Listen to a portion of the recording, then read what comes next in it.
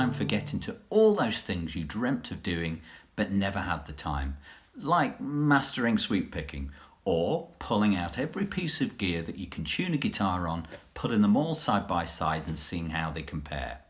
Did you ever wonder if that £10 tuner you picked up on a whim can really cut it with your most expensive go-to tuner?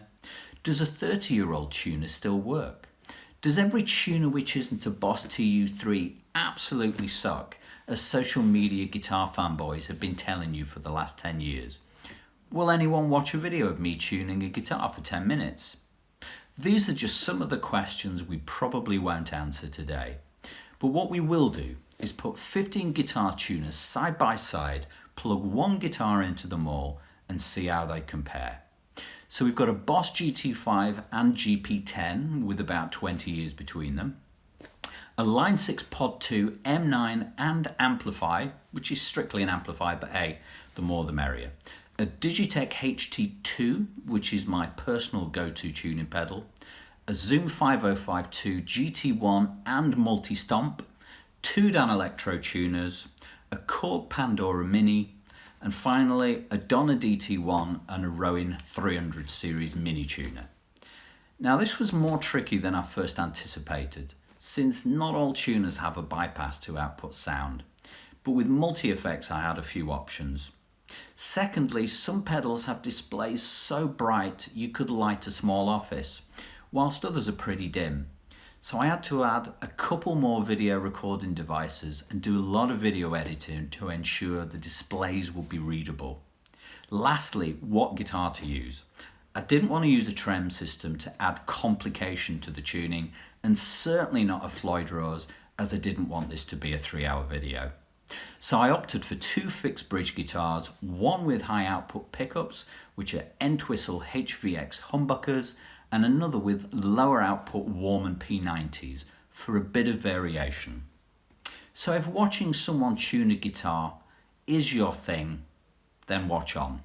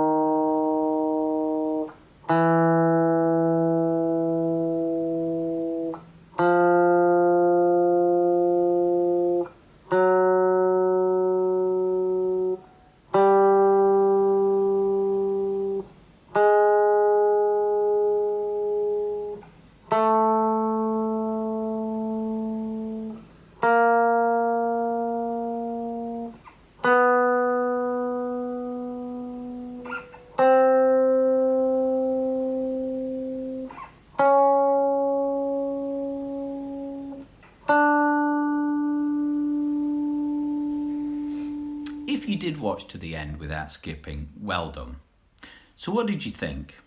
For sure, some of the cheaper pedals don't lock in as quickly, and the less sophisticated cheaper pedals obviously don't display the accuracy of the more expensive capable units.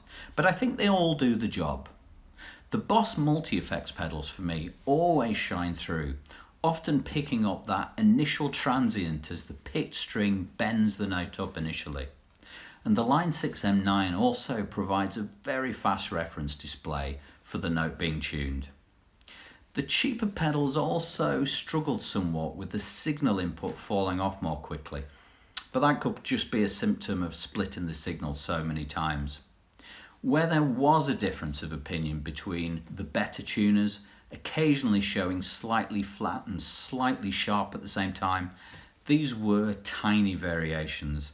So small, in fact, I could barely turn the machine heads by a small enough degree without tuning out again, which I think just shows the accuracy of some of these tuners.